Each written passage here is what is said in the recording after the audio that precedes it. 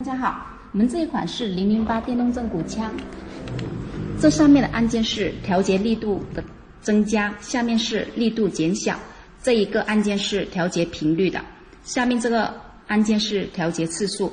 我们这个枪是双语言，有中文、英文，这选择语言。这个是开关，下面我为大家演示一下我们这个枪工作时候的情况。首先按开关。